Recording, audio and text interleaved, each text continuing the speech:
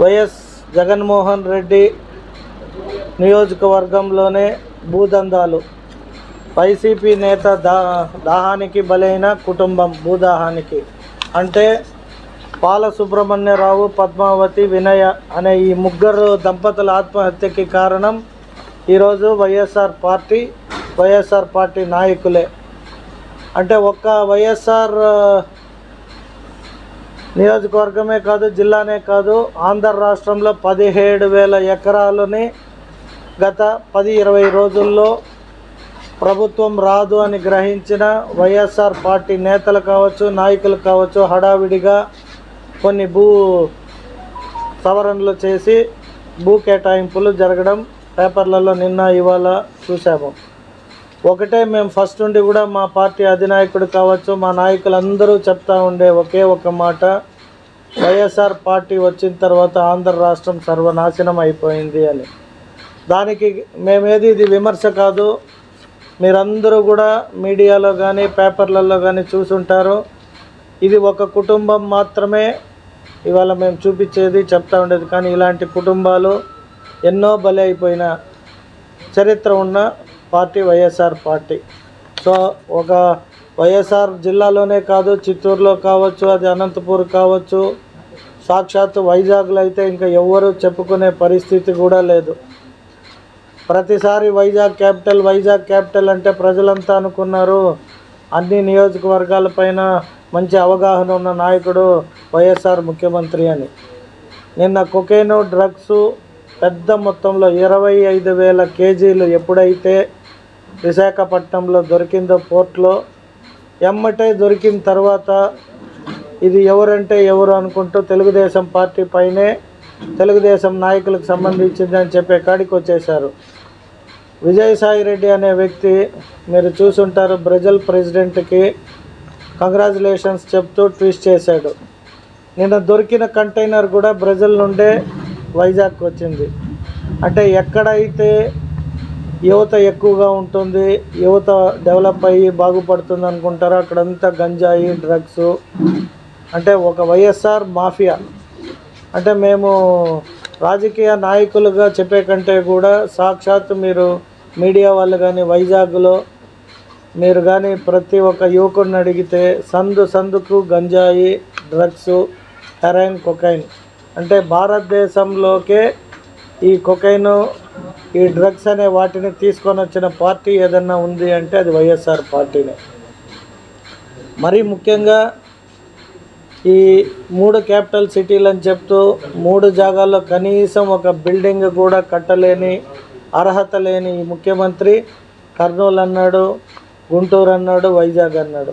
ఇప్పుడు నేను గెలవంగానే వైజాగ్ అంటున్నాడు. ఎందుకంటే పోర్ట్లు దగ్గరగా ఉంటాయి కాబట్టి పోర్టు నుండి ఏదైనా పంపించచ్చు, ఏదైనా తెప్పించుకోవచ్చు.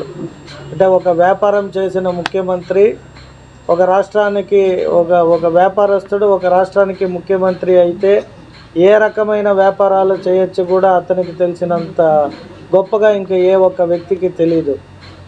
నిన్న మీరందరూ చూస్తే ఈ ఘటన 3 ఎకరాలు వైఎస్ఆర్ పార్టీ నాయకుల బంధువుల పేరుకి సహకరించిన ఈ రెవెన్యూ అధికారులు కావచ్చు, అలాగే కడప జిల్లాలో మరికొందరు రెవెన్యూ కావచ్చు, ఇంకా అనేక అధికారుల పేర్లు వద్దు కానీ ఇటువంటి వాటికి పాల్పడడం అంత మంచి పద్ధతి కూడా కాదు. ఎందుకంటే ప్రజల ఆస్తుల్ని కాపాడుతామని ప్రమాణం చేసి రాజకీయాల్లోకి వచ్చిన నాయకులు ప్రజల ఆస్తే కొట్టేయడం అనేది చాలా విరుద్ధం.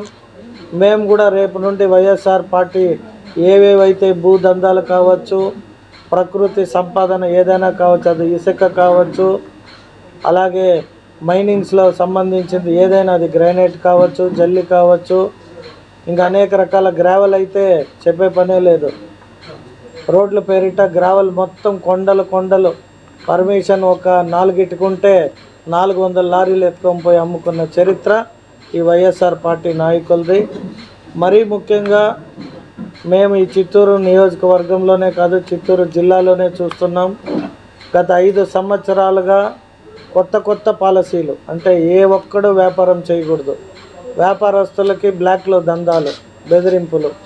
లేదంటే జిఎస్టీ వాళ్ళని అనొచ్చు, లేదా ఇంకొకటి అంటూ క్వారీలు కావచ్చు, అనేక రకాలుగా ప్రలోభ పెట్టి రాజకీయంగా కావచ్చు, అనేక రకాలుగా కావచ్చు కొట్టేయడం జరిగింది. సో మరీ ముఖ్యంగా స్టేట్లో జరిగే ఈ అన్ని అరాచకాలపైన ప్రజలు క్షుణ్ణంగా గమనిస్తున్నారు. నాయకులుగా, తెలుగుదేశం పార్టీ కార్యకర్తలుగా ఈ రాష్ట్రం బాగుపడాలి అంటే నారా చంద్రబాబు నాయుడు గారు ఈ రాష్ట్రానికి ముఖ్యమంత్రి కావాలి. ఒక విజన్తో డెవలప్ చేసిన ఒక చరిత్ర, అంటే ఆనాడు హైదర్ అలీ కట్టిన చార్మినార్ కావచ్చు, అనేక వాటిని ఈనాడు అంటే 400 సంవత్సరాలైనా కూడా హైదరాబాద్ను గుర్తించుకునే విధంగా డెవలప్ చేసిన హైదర్ అలీని ఎలాగైతే గుర్తుపెట్టుకుంటున్నామో, అలాగే శ్రీకృష్ణదేవరాయలు ఆనాడు విజయనగర సామ్రాజ్యంలో ఆయన పరిపాలించిన సమయంలో రోడ్లలో కూడా రత్నాలు పోసి అమ్మారు అని చెప్పుకున్న కీర్తి కలిగిన నాయకులు పుట్టిన ఈ భారతదేశంలో అటువంటి నాయకత్వ లక్షణాలు ఉన్న నారా చంద్రబాబు నాయుడు గారిని ప్రజలు ఒక్క ఛాన్స్ అంటూ యామరించడానికి వచ్చిన వైఎస్ జగన్మోహన్ రెడ్డికి ఓటేసి ఆంధ్ర రాష్ట్రం ఏ రకంగా మారిపోయిందో నిన్న ఒక డ్రగ్సే కాదు, ఇవాళ ఈ భూదందాలకు పాల్పడే వైఎస్ఆర్ నాయకులు కాదు, రానున్న రోజుల్లో ఖచ్చితంగా ప్రజలందరినీ కోరుకునేది రాష్ట్రం బాగుపడాలి అంటే చంద్రబాబు నాయుడు రావాలి, జాబు కావాలంటే బాబు కావాలి అన్న ఏదైతే మా యువత ఒక టైటిల్ పెట్టుకొని కష్టపడ్డారో అదే టైటిల్తో ఈరోజు యువత మొత్తం తిరిగి రోడ్లపైకి రావాలి. చంద్రబాబు నాయుడు గారు ఉన్న 5 ఏళ్ల పరిపాలన అంటే మన ఆంధ్ర రాష్ట్ర విభజన జరిగిన తరువాత ఒక అద్భుతమైన క్యాపిటల్ సిటీని కట్టాలి అంటే మనకి ఆర్థికంగా ఫైనాన్స్ లేని రాష్ట్రం అయిపోయింది. విభజన చట్టంలో ఇవ్వాల్సినవి ఏవి కూడా మనకి తెలంగాణ రాష్ట్రం నుండి కానీ అప్పట్లో కేంద్రం నుండి కూడా మనకి కొన్ని నిరాకరణ జరిగింది. కాబట్టి డెవలప్మెంట్లో కొద్ది లేట్ అయ్యిండొచ్చు, కానీ అమరావతి పోయి చూస్తే ప్రతి ఒక్క ప్రజలు గమనిస్తే అక్కడ బిల్డింగ్లు కావచ్చు, హైకోర్టు కట్టింది తెలుగుదేశం పార్టీ.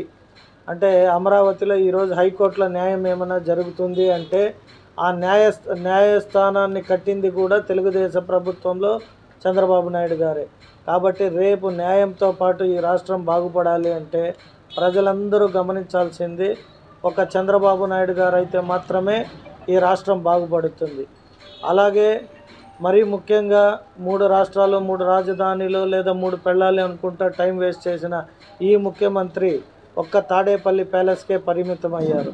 ఎక్కడ కానీ పోలవరాన్ని అడిగితే అంకెలు, డేట్లు మాస్ సినిమాలో లెక్క డేట్లు చెప్పాడు ఒక ఆయన. అయితే పలానా రోజుకి అయిపోతుంది, పలానా డేట్ చూసుకోండి అని.